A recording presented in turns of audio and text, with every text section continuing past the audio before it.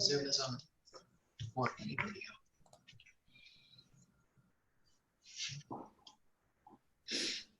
All right, give me just a second. I'm letting everybody trickle in. All right. Thanks for being here, Montessori Town Hall. We've got 5 amazing volunteers with us. I'd like to introduce Donna, Rochelle, Heather, Monica. Why did I not counting 5? Who did I just miss? Oh, and Hillary. Where's Hillary? She might not be here just yet. That's okay. In any case, what we're going to do is something of an open forum. So I'd like everybody who's volunteered to have about 5 minutes to speak. We're going to be answering 2 questions. Question number 1 is, now that you're open, what would you have done differently if you had the opportunity to go back? And question number 2 is, what are you really happy with? What went really well? And we anticipate 5 minutes being pretty well exhausted by those 2 questions. All of our speakers are going to go first. And I'm going to ask everybody to hold questions. And then once the presentations are done, then we'll dive into Q&A. And Q&A is going to be open forum. Any of our speakers can take any of the questions. I would imagine everybody has a different, take on certain questions. So expect that to get a little bit messy, but hopefully in a really good collaborative way. Yeah, but other than that, I am really excited about today. And I'm just so grateful to everybody who volunteered, because I know that can always be a little bit daunting. So thank you for your time and for being here for our community. With that said, do we have anybody that wants to go first? Hey, but Qasim, could I just add one more question? What is the size of the school of the speaker? Because I think that will help with directing questions, because smaller schools and bigger schools have different issues. Yeah. Maybe. Great context for me, Donna. Thank you for that. Okay, with that in mind, who wants to go first? I don't mind first if anyone's afraid to. The brave soul. Thank you so much. I appreciate you. So first question, size of school, and then you know the question. Sorry, take it away. All right. Well, my name is Heather Ingersoll, and I have a school. We've got about 120 students here in Sarasota. We run from our toddler programs all the way through middle school. So we're not as big as some schools, but I know we're also not as small as some other schools. So I guess to maybe start with the first question about what could we have done differently. In the state of Florida, we were a little bit unique in our childcare. So for early children's house, we have to also be licensed by DCF in the state of Florida. So when the DOE closed our upper school down, we were able to remain open because of our DCF license to maintain and remain all of our toddler classrooms and primary classrooms were able to stay open. And so for us, we kind of did a survey with all of our families, wanted to see what the needs were, and kind of kept the children that were essential as, for the essential workers. A lot of the parents did choose to keep their children home. But the first thing we did is we just really implemented the drive-through loop only for our toddlers and our primaries. We used to let the parents come up into the classrooms and, talked with the educators. So that was the first thing we did, made that immediate change. And we also began taking the temperatures, pretty much right after spring break. We resumed, changed the layout with that, changed with the temperatures. And that part of the system worked pretty flawlessly. It's kind of been what we've done in the construction of how we've gotten ourselves ready for the next wave of reopening for the summer, and some of the processes that we've put in place. Our school from home plan, I don't know how everybody did it, but I have cut more paper beads and 100-board tiles and everything for checkerboards and 3-part cards. Like, we really did. I am really proud of how the educators were able to keep that distant learning with Zoom. But I mean, Maria Montessori days, I probably swore her name with all of these materials. But that was really successful. So for us, it was kind of a change real quick, but we haven't had to make the big changes until now. So what I kind of wanted to share with you is kind of the steps that we've taken. We have actually our kiosk, our temperature kiosk, is en route. We use the temporal thing, and with my few kids that we have, it's been so difficult having to take temperatures, log it, keep the times, keep track of it. So that was one of the first things that we ordered, was that kiosk stand, so it will be automated. We've also contracted with an air conditioning company. They're going to be installing Halo LED air purifiers that go inside of each of our air handlers that will basically kill all the viruses, mold, bacteria through every square inch of the building. And the air that comes out has some type of an oxide, like a gaseous form of hydrogen peroxide. So as it settles, it will be sanitizing all flat surfaces. So that is being installed. We've actually ordered I think it's by Oak and Hearth. It's a UVC wand, because you know how difficult it is to sanitize all of our materials. Some of the things just can't get wet and they're going to get damaged. So we've ordered UVC wands to do a lot of the other sanitizing of materials.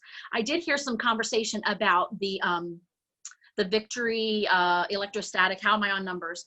The electrostatic sprayer. We've had a lot of different conversations with cleaning companies and stuff like that about how some of the chemicals in the Victory, the electrostatics are a really harsh chemical, and with our toddlers, and we just don't want hard chemicals to come in. So we've found a product that we are going to be getting. It's called Vital Oxide, and we're going to be using a mister cart, which is basically a glorified paint sprayer with a tiny nozzle, and we'll be able now, because we're required to sanitize all of our playground equipment, all of our walls, our hallways.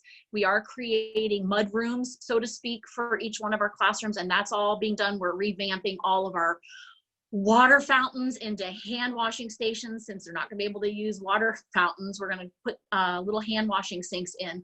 So you know, we've kind of got a really neat plan to reopen, and we're not fully for the fall. We're not planning on reducing our class size. We're not planning on requiring our students to wear masks.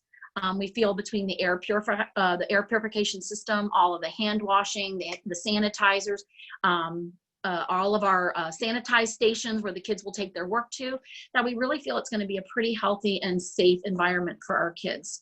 So that's kind of our plan moving forward. And like I said, we're only about 120 kids, but we run from toddlers through 8th grade. Heather, that was amazing, and what an immense amount of value in such a short period. Thank you for that. The question that came up a bunch of times, both in public and private chat, is can you share the list of materials you just mentioned? Absolutely. And what's neat about the Vital Oxide, because we currently use for 17 years or whatever, H2 Orange 2, which is a natural orange based hydrogen peroxide based cleaner, but it's not food grade. And so this Vital Oxide is a NList approved disinfectant, but it's food grade. So if you spray it on something, when it dries, it is safe for the kids. So I've got it all typed up. I will email that right on over to you.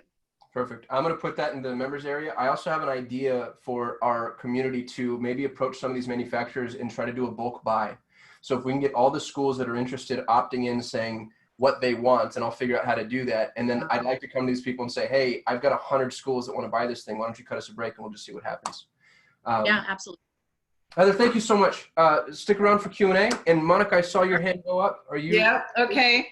Hi, I'm Monica McDonald, and I have a school that's toddler through primary for 70 children in Napa, California. And we opened up in May with a small group of 10 that really set the way for me to see how it would work for us to open up for 40. So we open up for 40 on Monday, and we've taken our entire school outside. So we've kind of looked at what, Montessori principles and Montessori basics, and we're just kind of like, for at least for the summer, we're taking our whole program outside, and then we're looking to see, again, using this 40 children to see how we can then invite 70 back in for the fall, if they allow our numbers to go up. If I were to do anything differently, I think I would look differently at how to use the inside space, because I feel like here it is Thursday and the children are coming on Monday, and the inside spaces really aren't set up in such a way for the children, to be able to use it. So we're going to be actually looking at that as we're moving forward. And hopefully by July, we'll have our indoor environments set up just as nicely as we have our outdoor environments. So I think my advice to everybody is to really specifically look at your own campus and your own environments. But don't be too quick to walk away from what we already have, right? What went really well for us is the creative process of all of our teachers. So we really were able to sit and kind of rethink what Montessori would look like. And it really became this beautiful, creative, growing process for our community. So all of our teachers, all of our assistants were a part of this process. And so then when we looked at like, okay, so like, what do we need for a hand washing station? And what do we need for a movement classroom outside? And what do we need for a full garden classroom outside? The creativity that came in is great because we're introducing things like a bike day, you know, where the children in one group each week get to bring a bike to school and ride it on the parking lot. And it just took getting a variance from licensing to, you know, close off our parking lot during that time. So we're really excited about moving forward. I'm scared to death. You know, my list today is just unbelievable. And the only other advice I would have for people is make sure to order everything that you want really early. Because everything has been like delayed and delayed and delayed. I ordered some things like 6 weeks ago and they're still not here. And so like, for example, I'm scouring around Napa looking for 3 more temperature takers, you know, like because they haven't come yet. And I just keep getting the delay on when they're going to arrive. So that's it for me. That's excellent, Monica. Thank you so much. I really appreciate that. I'm going to compile the list of questions that I'm seeing and share them with all of our speakers, incidentally, so that you all have the opportunity to chime in. And then obviously stick around for the Q&A. Thank you for volunteering. Appreciate you. Rochelle, are you ready? Ready. Hi, everyone. Rochelle Domingo. We have a big school, about 200 children in downtown San Francisco. So there's a lot of challenges that have come and with the decreased class sizes and our limited outdoor space. We have a very small playground and no parking lot. So it's been a big focus on scheduling and shifting schedules a bit for the classrooms that we have planned to come back in June. We start at infants. We have infant, toddler, primary, and elementary. So our elementary children are still just virtual. And we have one classroom that we had started originally on campus that was primary, and similar to Monica's situation, that allowed us to really see what worked really well and what didn't. What we found was really helpful in terms of the materials, since the materials needed to be sanitized after each use, was having a table in the classroom where the children, when they were finished with that material, would return that material to the table as opposed to the shelf, which gave them a part of this process when it came to taking care of, you know, their environment in this strange situation. And when it comes to the other classrooms that we have starting out, we are, we've, you know, reduced the hours to allow times for teachers to really deep clean those environments. That has proved to be really helpful. The feedback from our teachers who are on campus is that was really important. And it also helps to keep people from feeling exhausted. We've made sure that our teachers aren't taking public transportation. So that's been something that has really allowed our teachers to feel more comfortable. And when possible, we put together carpools. We have also found that shifting, like I said, the schedules is really important in setting those expectations, both with the teachers and with the parents. Mm-hmm. Our big challenge right now, looking forward, is that we actually have more families interested in coming back than we have teachers that are ready to come back. So there's been a lot of support around setting expectations. which has been really, really helpful for both the parents and the teachers. Something that has gone really, really well was, again, the creativity. The teachers have been willing and flexible to help in whatever way that they can.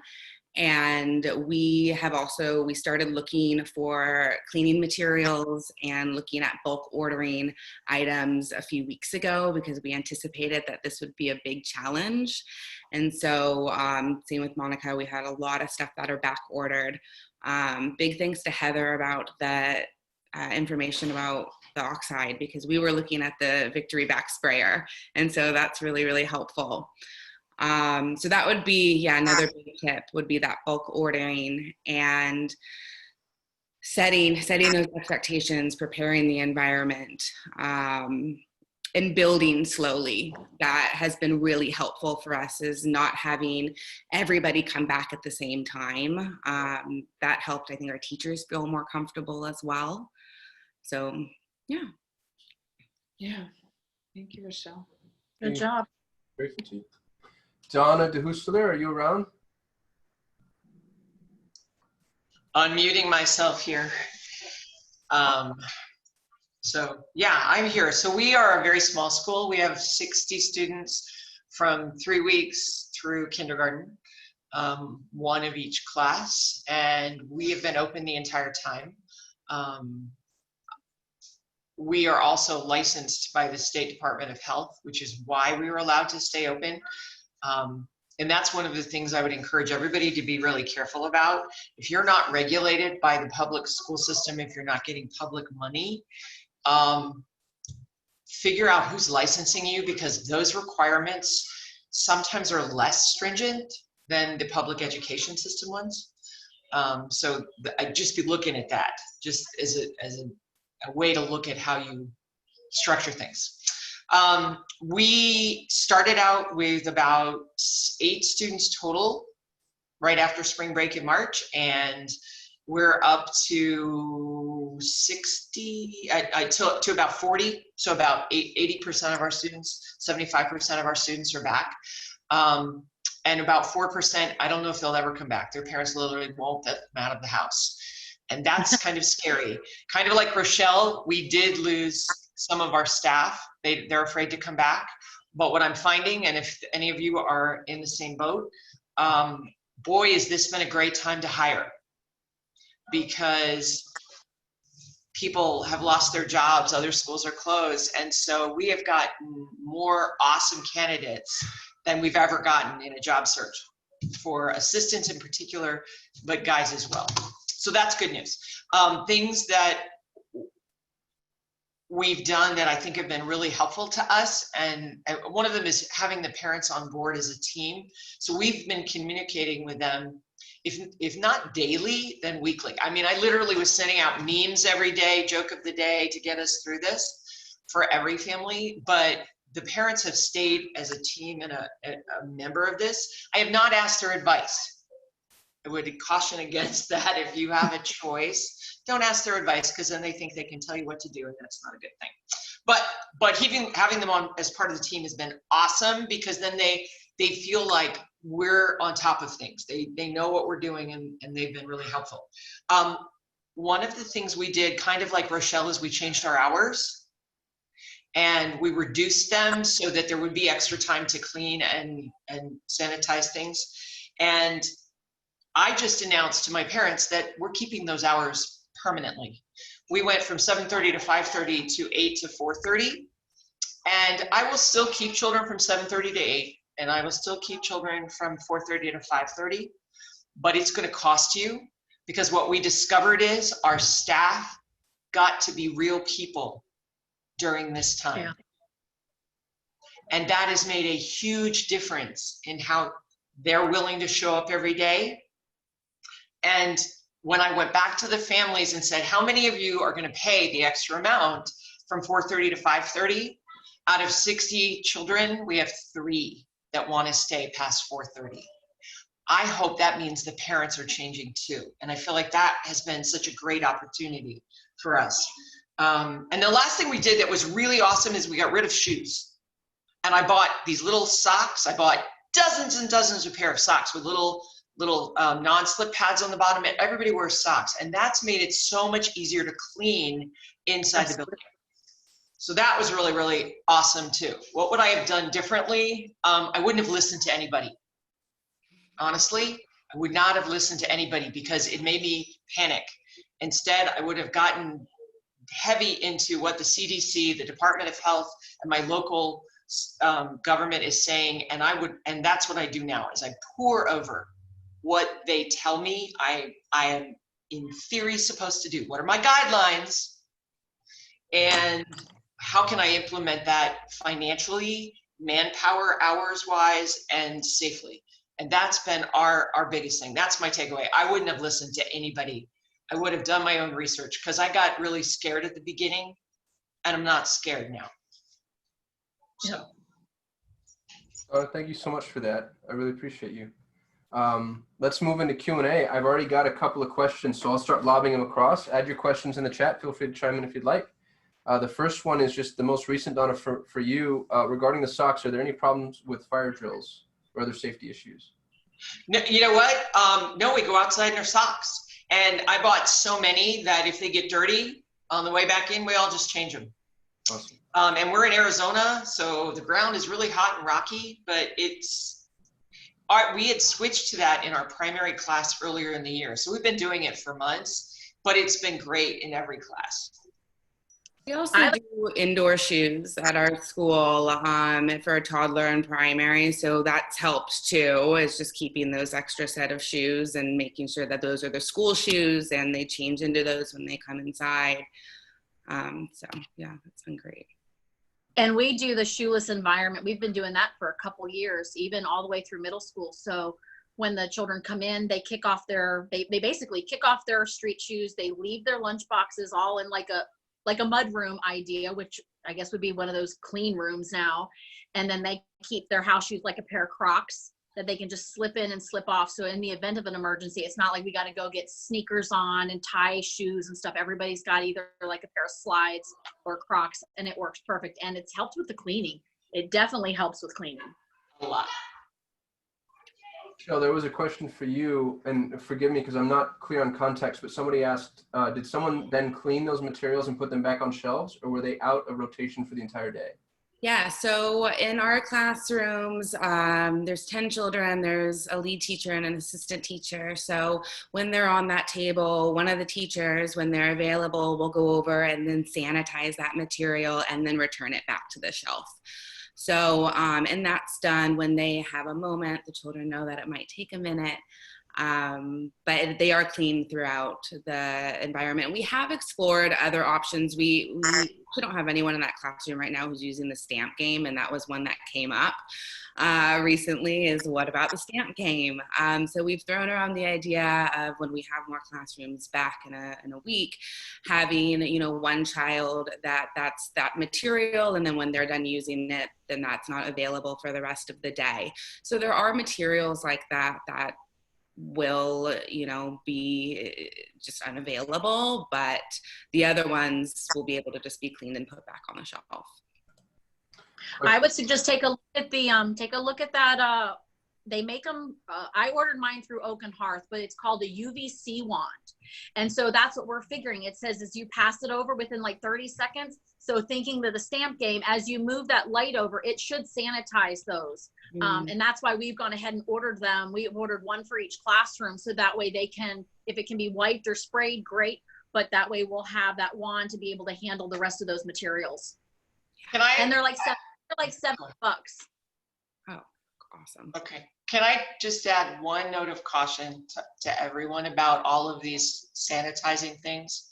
Every one of them comes with a note that says if you don't clean the material first and remove any organic matter, the disinfecting will not work. So if I get saliva, if I get mucus from my nose, if I get oils from my fingers, and those aren't removed first, they trap virus and bacteria inside the organic material, and you aren't killing anything. So just be aware that you can't stop cleaning just because you're using these disinfectants. Because that's one of the things my staff said to me first. If you get me one of those, I'm going to think I don't have to clean. And I don't mean dust. I mean, I'm not going to have to wash everything, which we all do, right? And I said, no, this wouldn't be. You'd have to clean first before you disinfect. Correct. Soap and water. Question regarding the shoes, lunch boxes, and outer garments. Are they isolated from each other in the mudroom area? I think that might be for you, Heather. Yeah, they'll be basically it's like locker we have, and we also have like wooden, like the old preschool cubby systems. So they're isolated into their own box, and then the goal will be to sanitize that main room in a larger format. But as they go, we've even put their water bottles, their outside water bottles, stay outside for outside.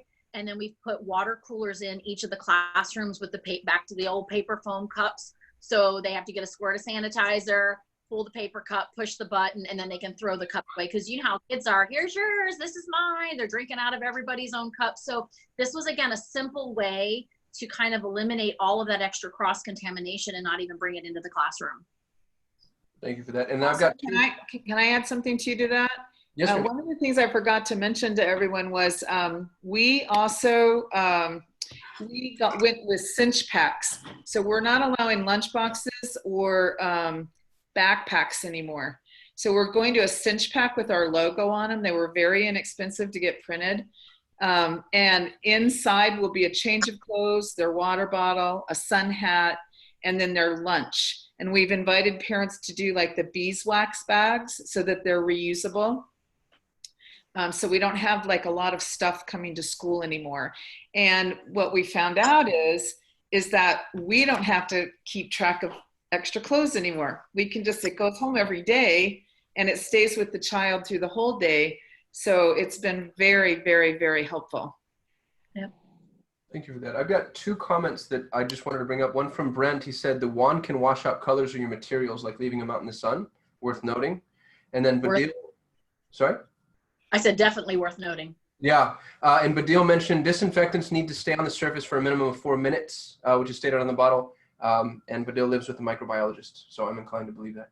Yeah, and that depends on the disinfectant. Every one of them has a different time period. Got it. We actually, someone on our team made a sheet that we shared with the teachers on campus that had a list of all the cleaning materials that they should use, how to use them, how long they should sit for, and that was really helpful for them, putting all of that in one place. Yeah, Don, a question for you. Reducing hours is what I want to do, but 90% of my families requested to 5:30. What are you charging for the hour? So I had already, of course, sent out new rates for 2020-21. And what I did was I reduced, we had raised tuition 4% across the board. And I reduced it about 1% across the board, said, you know, I know it's been a tough time, yada, yada, yada. And oh, by the way, we're changing our hours because. So I reduced that tuition and then I added $200 for 7:30 to 8. Well, it's $40 a month if you choose 7:30 to 8 only. And it's $200 a month if you choose 7:30 to 8 and 4:30 to 5:30, either or both. So the really interesting thing was it's really only $100 more than the tuition would have been. But because I reduced the tuition and then added 200, everybody's like, we don't need that extra hour. That's awesome. That's good marketing. Question from Wally. Are the staff members being tested for the virus before opening the school? We haven't. We basically take their temperature every morning. We're watching for signs and symptoms, but we do not require anybody to be tested. Anybody else input on that? We're not requiring either. Okay. Is there regulation requiring materials to be cleaned after every child, or are we just considering that to be a best practice? I can't speak for any state specifically other than Arizona, but the CDC says Clean between materials if feasible. Between use of materials if feasible. If feasible. The County of Napa just came out yesterday and said that if anything goes in the mouth or anything like gets any body fluids, take it out and wash it before the next use. But they do want everything cleaned and disinfected between groups. So if you have two groups using the same materials, to make sure that they're disinfected before the next group gets in. Which gives you a lot of flexibility there. Exactly. The analyst told us that we need to have them sanitize between each use. So that might be, that's something that we had to put in our cleaning guidelines in our plan to share. So I think it's something that you might want to check with your licensing agent. Right, again, read it and reread it and reread it and make sure you understand exactly what their words say. Don't let somebody tell you what it says. Read it. And along with what Donna said, I think asking questions has been really helpful. At the very beginning, we just kind of took everything for face value. And now I know I've been more active in calling our analysts and saying, this says this and this says this, what should we do? And that has made it a lot easier. I think the biggest thing is just figuring out what plan is going to work best for your school, work best for your teachers, and then be able to stick to the plan. I mean, really the recommendations are increase cleaning, increase disinfecting. Like it's broad, but yet it's been so like feeling like it's been restrictive. And I think it is how you read it and how you interpret it. But we're just trying to make sure that the plan that we do put out is the plan that we stick to. And I think that's really developing that with your team and making sure it's reasonable and replicable, and that it's something that you can manage. I can't claim that I'm going to keep my kids 6 feet apart and we're going to maintain CDC recommended social distancing boundaries. There's no way with children. But we can say that we're going to encourage distancing. We've allotted for 40 square feet per kid in each of our learning environments. And that's kind of going to be the language that we use with our public is this is how we're doing it. And that's attainable, not, keeping kids 6 feet apart. It's not going to happen. Heather, that's brilliant because that's one of the things I keep telling people when they ask is promise what you know you can do and be general when you talk to them and very specific with your staff, because if you promise something and you don't do it, that's worse than not telling somebody, than not saying you're going to do it at all. Does that make sense? People ask, so if you promise to do it, you got to be able to do it. And so if it doesn't work for your school, don't promise you're going to be able to do it. So right on, Heather. Can I ask or make a statement or share something generally?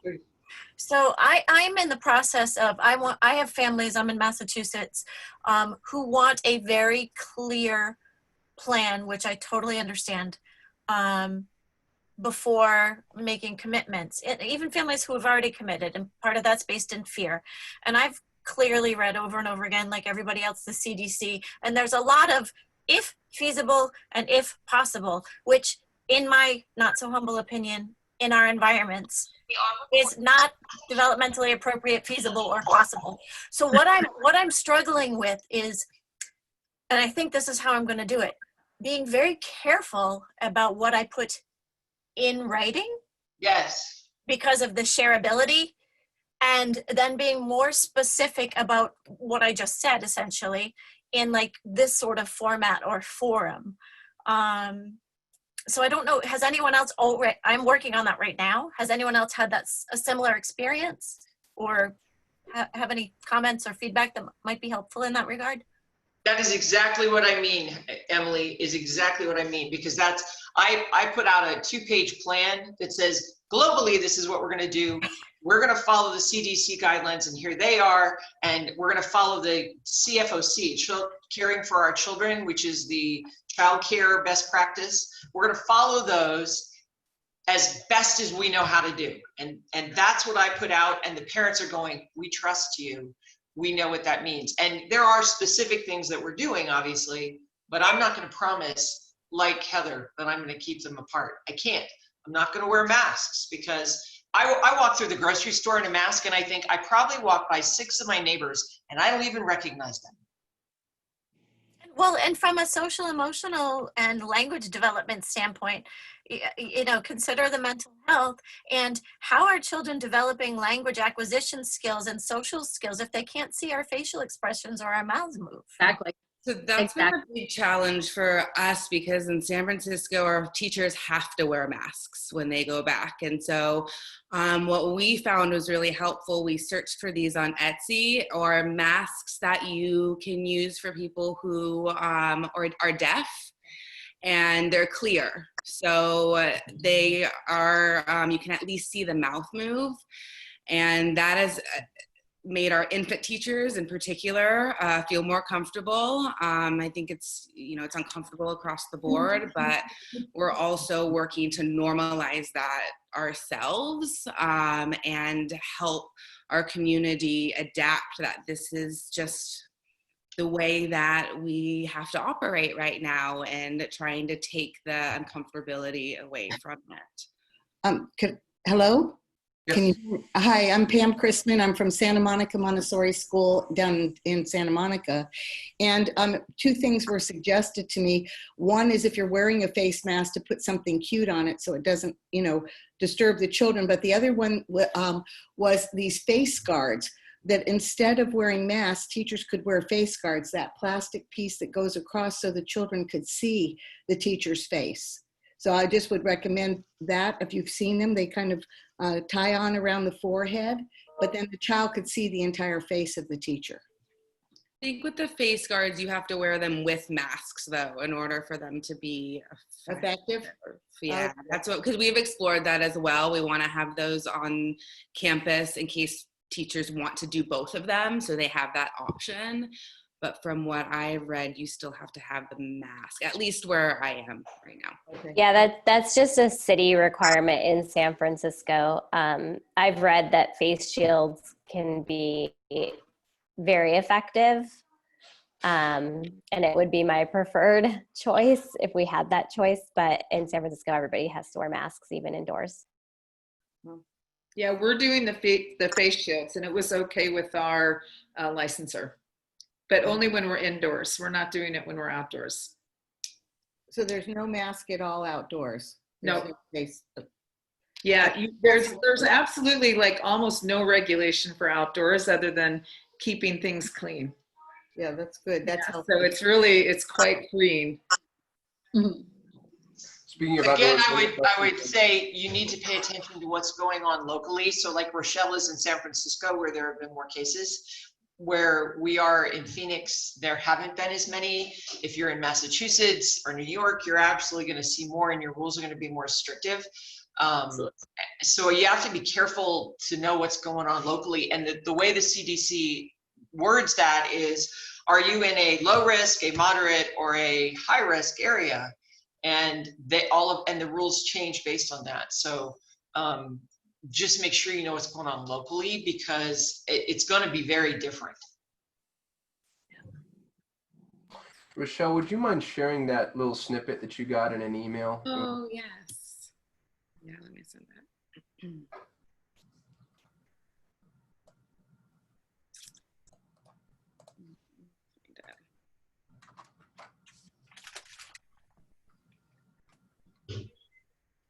And in the interim, it looks like Badil has added a link to Maryland regulation for childcare regarding face coverings, and that's in chat if anybody wants to see it. Yeah, again, local. Yeah. And Donna, somebody asked if you're willing to share the 2-page doc that you put out. Yeah, I actually already have, but I'm happy to share it again. Okay, I'll drop into the resources. If you go to the town hall page under the video, I always have additional resources and then everything that we've talked about. Okay. Go ahead.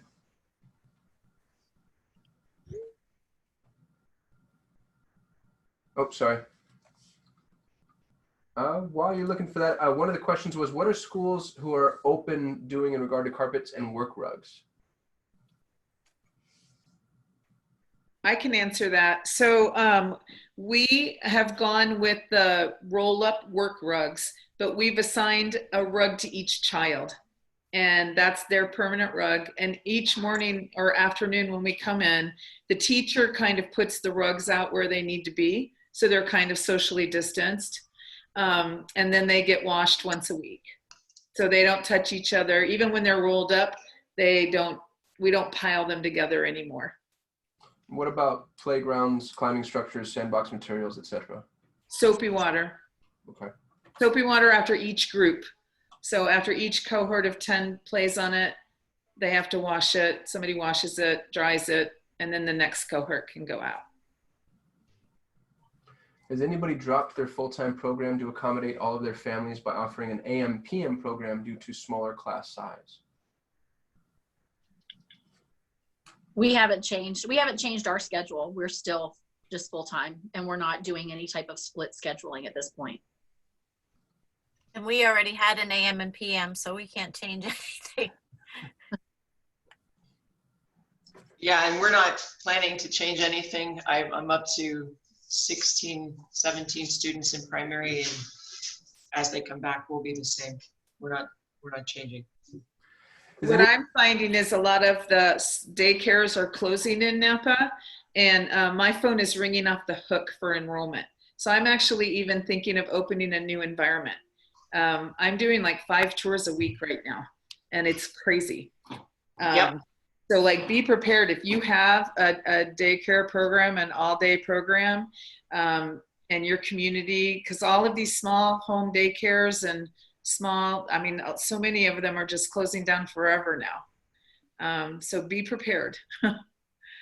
It's scary out there. Is anyone concerned about what parents are doing when they're not in school? I have parents that are not following guidelines.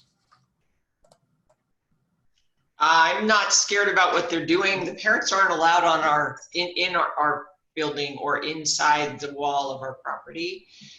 That's one of our restrictions, because anybody that's been in, if they are test positive, we have to shut down, right? So we just keep the parents outside. We do a lot of carpool drop-offs and pickups, and the ones that have to get out of their cars, they stay in their car till there's no one at the gate, and they stay outside. So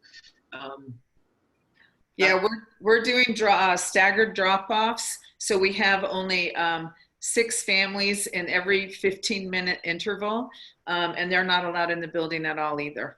And everybody is happy, and they're fine with that agreement. We're doing the same thing.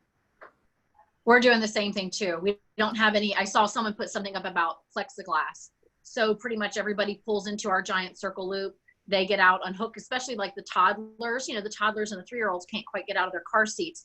So we have a table set up that says, this is where you put your child's things. They unhook the child, and then there are kids. They walk over, we're taking their temperature.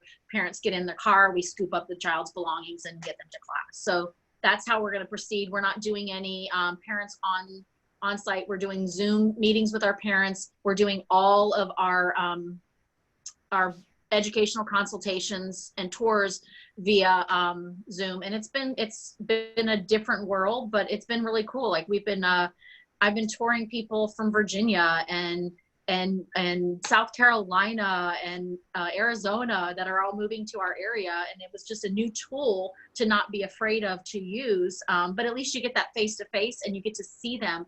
And yeah, we're doing about the same thing. And my classrooms right now, I'm at 33 in my one lower L and 30 in my upper L, and we're still getting calls for more. So I don't know what we're going to do. We have space to expand. So yeah, we've thought about we have some big classrooms now that we're limited to class sizes, putting up partitions in our larger classrooms so we can split it into 2 classrooms if we need to, as we get more interest in families coming back. The tour question has come up a lot in chat. How is everybody else? Heather, I heard you say virtual tour. How's everybody else doing tours? Are those virtual as well? Yeah, virtual. We're doing both. We have a once a week virtual tour, and then because we shorten our hours, I'm doing an in-person tour at 4:30 once a week, and it's full every week. I'll do up to 4 people. They have to wear masks. They can't touch anything in the environment, but I wait until all the children are gone, and then we do an actual in-person tour. Mm-hmm. I'm doing Saturday morning tours. And same, it's 1 time a week. It's a group. I just do 4 families. They can't touch anything, and they all wear masks. Emily's asking if your staff is in the building when you're doing the school tour. Okay. How's everybody doing pickup at the end of the school day? We're staggering pickup as well, similar to drop off. And then parents come to the gate, and the teacher will walk the child out to the gate to keep the parents from coming inside. For us, it's going to be challenging in the fall because we have basically 3 buildings. So we have an upper school building, and then our children's house is a separate building, and our main loop is connected to the admin and children's house. So what we're looking at doing is rerouting our traffic so that they will pick up at the upper school building. We'll keep the children in their classrooms, and we'll just walkie-talkie and say, so-and-so's mom is here, send them out, so that way we can control how many children are in. They want us to minimize the mixing of groups. So we feel like that's the best way to keep them safe out of the rain or, the weather, if it's cold, whatever. And then we can bring our primaries up. If they have multiple children, they would go from the upper school, continue to the loop to pick up their toddler or their primary. But it's been working great. Everybody's just going to have to be patient. Pickup seems to be slower, but we haven't done any staggered time yet. What's the protocol for giving lessons to a child? Should a face shield and mask? I'm sorry, Wally, I don't understand that one. I think. Oh, go ahead. I have no idea where they're going with it because you're going to kind of be in close proximity. So in Florida, the recommendation says that they're recommending everybody wear one. But for us, I feel like if we can keep enough distance, it's okay. The only time our students or our teachers will wear one is if, like the toddlers, if they're up close and they're diapering, or if a child gets hurt and they need to be in really that face-to-face, environment, stick the mask on. We've actually purchased little pouches for them to keep their mask on, their lanyard, so they can pull it off when they need it if it's a close contact. But I feel like if you're giving a lesson and your kids are sitting away, I don't see why there's a need to wear a mask, unless, again, like Rochelle, you're required to wear it. So different zones, but we are not planning to use masks when giving a lesson. If we have a decent distance between us and the children. Like we can't do our circle anymore, our circle line. We're like, I guess we're gonna have to do like stadium seats where we kind of have them face the front and stagger, like a theater seat idea versus the round circle. So we're gonna, that change has already been made. And for our toddlers, we purchased these little plastic, we had them in our music room. They're like the little rubber squares and circles. We've actually put them down. And so now it's kind of a game where we get to call their name and we do the sing song, and then they pick their little square, but we've been able to like space them out for them to, come and sit down. So, it's creativity. It's what you have to do at this point in time, and what works. It works for your school or your kids. Yeah. Heather, this is Wally here. Basically what I want to ask was, with regard to giving a lesson one-to-one, a child where you sit down on a table and give a lesson to a child individually, where you're fairly close to one another. I would think if you were sitting at the table, depending on how large the table is, if the child's sitting on, the one side, as long as you space yourself a little bit. I'm just more concerned about them being in my face than being in my space. And so I think it may not be the traditional way of having that child sit there so they can necessarily watch you, put your finger in the sand and model it. It's just going to be a little bit different, but just giving them space. I think I've learned how to do stuff upside down now. So. Okay. I'm going to pause Q&A just briefly. We've got about 10 minutes left. If everybody wouldn't mind, if there's a topic that you feel would be of benefit for us to discuss, we need to know what we're chatting about next week. So drop that in the chat, and I'll try to build the poll just so we can all vote as usual. Follow-up question from Ria is, could we hear from schools who have reduced class size? I'd like to hear more about how they've kept multi-age groups. Yeah, so we've sent a lot of surveys, first of all, to gauge interest. And the first group that we had of 10 children, we prioritized essential care workers because that's what we had to do. And we were a little bit nervous about it, but it actually worked out pretty well. I think out of the 10 children, it spanned from about 2.8. We had one child who was 6. And because there was 2 teachers and the numbers were lower, not the ideal Montessori classroom, but it worked. Now that we are having more classrooms, we have prioritized trying to put children with their teachers. However, we are looking at the age balances, and we're considering being open to moving, you know, an older child to be with another classroom that have older children and having those conversations, which is something that we probably wouldn't have done before, right? So being really flexible and prioritizing, again, all of the interests that we have. So looking at who's returning in the fall, we've prioritized those children. We haven't gotten to a point where we've been able to prioritize the age piece, but we haven't found that it's been very disruptive, like I said, because the class sizes are so small. So we created our cohorts based on when they're leaving, like more so what their schedule is and then their age. So we have children who are half day or 1 o'clock are one cohort. And then we have children who go home at 3 as a cohort. But then we also separated those from children who have an afternoon class or who are a napper. So it's kind of like you have to look at each individual piece and kind of piece them together. So we ended up like with in the afternoon, we have one cohort that's napping, and then we have 2 afternoon cohorts of like 8, because it was too many we had 16 for afternoon class. So we were like, okay, so we need 2 cohorts for that. So then we just placed everybody in these little groups so that they would be in the same groups in the morning time.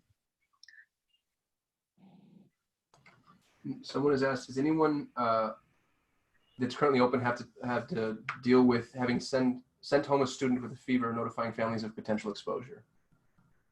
No.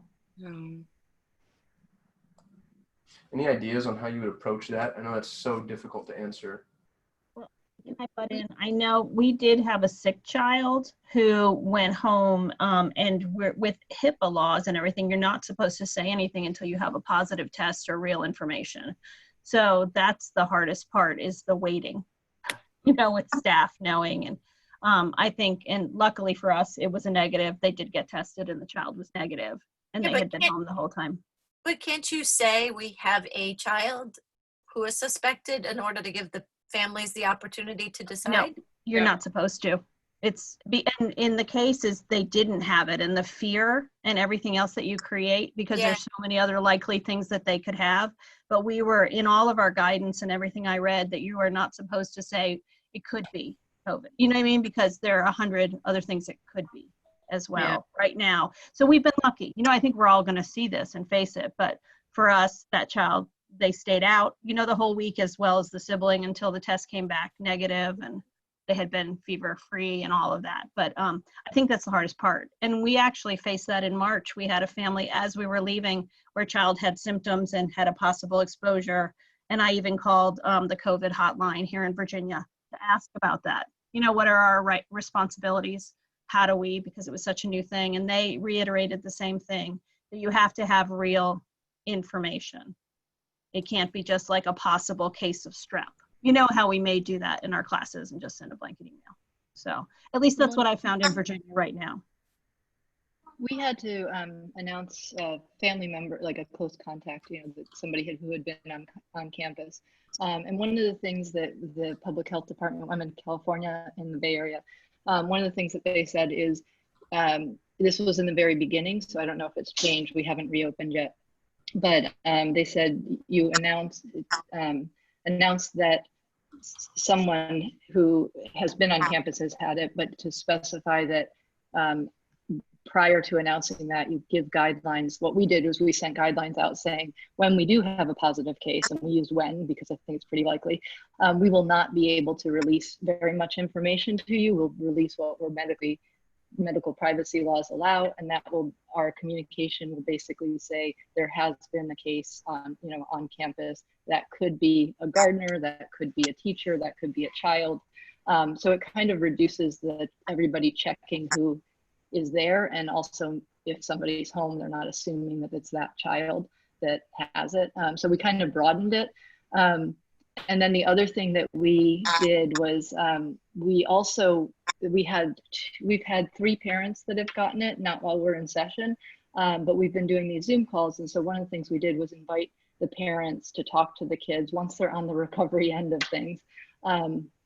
So that it kind of takes away the stigma. And we've been working really hard in our community to just make it, this is something that people are going to get. This is not that big a deal for most people.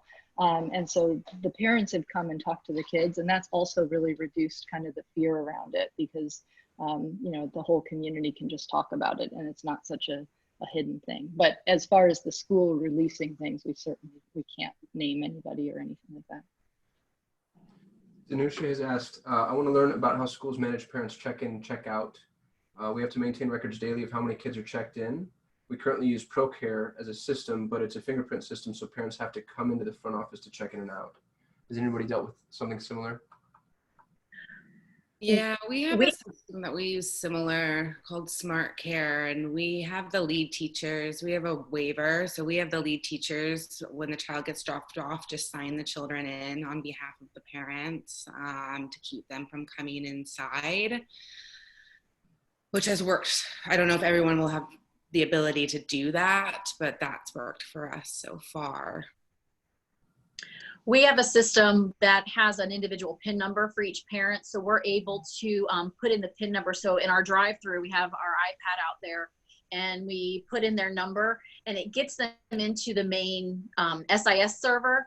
But in the state of Florida, the teachers are also required to have their own clipboard, and they actually have to sign and acknowledge that they received the student. So it's kind of a dual system, but we will just do that. And then the teachers actually put in, we use RenWeb, and they do the regular basic attendance tardy, present tardy. So I don't know if ProCare offers like a number or an app. Some of them have apps that you can do it. So if you were stopping everybody at the door, you might be able to just punch in a PIN number, or just maybe see what the features are. They may have new features now. We do transparent classroom, and we're using the iPads with a stylus now. So, and it just gets traded out with every parent. And then we're asking the parents to sanitize before they sign in. Margot's asking if it's possible to get a copy of the waiver form that parents sign. And if anybody wants to share their waiver, send it to me, and I'll make sure to post it under resources. Does everybody know where the resources live? Have we all been able to find those? Awesome. Mm-hmm. And the one that you have on there already is pretty amazing. Yeah. I didn't know I had one on there, so that's great. There's a lot that goes up there. Well, it's an addendum, but it's sure. Remember? It's very yeah. well written. It's fabulous. Awesome. That's what we had the attorney, Mr. Walker, create. Okay. So, can I ask a quick question about that? Sure. So I have already started, I obviously modified it to suit my school a little bit with new families. But has anyone initiated that with families you already have? And what was the feedback? Because that's what I have to do after I fill out the plan. We haven't launched that yet with our families. We're just talking about it with them. I launched it with all of my summer group, and they were fine.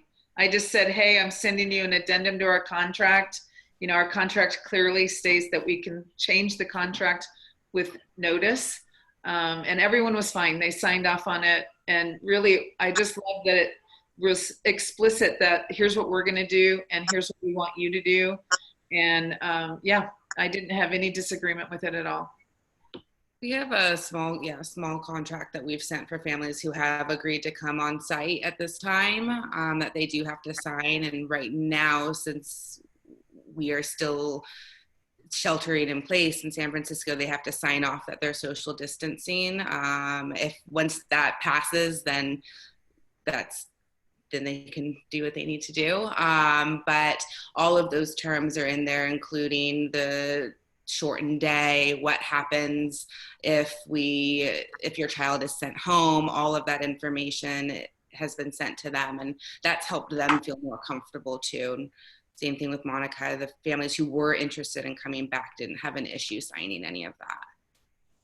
Sally's asking Rochelle if you wouldn't mind sharing that. Yeah. Thank you. Thank you for all the resources, everybody. Incidentally, we really appreciate you sharing those. We've got about 60 seconds left. I wanted to mention that Donna was super proactive and put together this amazing presentation on being open. And so I think we are going to put together a special session if you want to go to that and hear from her as she dives in a little bit deeper. Donna, I was also thinking that maybe we do a video because that might be more accessible to some of the folks that can't make it live. But I wanted to mention that we have that.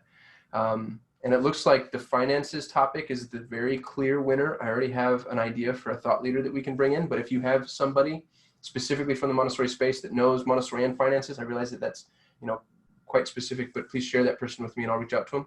And think about who we want to hear from. So what thought leaders, what resources, what guides. We have the unique opportunity of having quite a bit of people to put in front of folks, and so very few people say no. I've had 2 very expensive attorneys on these calls. They charged us nothing for that time, which is great. So we have that. I also want to make sure that we put together a bulk buy situation. If there's anything that a lot of schools want to purchase, let's approach those manufacturers and distributors saying, hey, we've got this great big consortium of people that want to buy these things. What can you do for us? There's no guarantee that they do, but it's worth pooling our funds. And with that, to our speakers, Donna, Heather, Rochelle, Monica, thank you so much for being here and for putting yourselves out there. I know it's a little bit daunting. Really grateful to you. Oh, you're welcome. Anytime.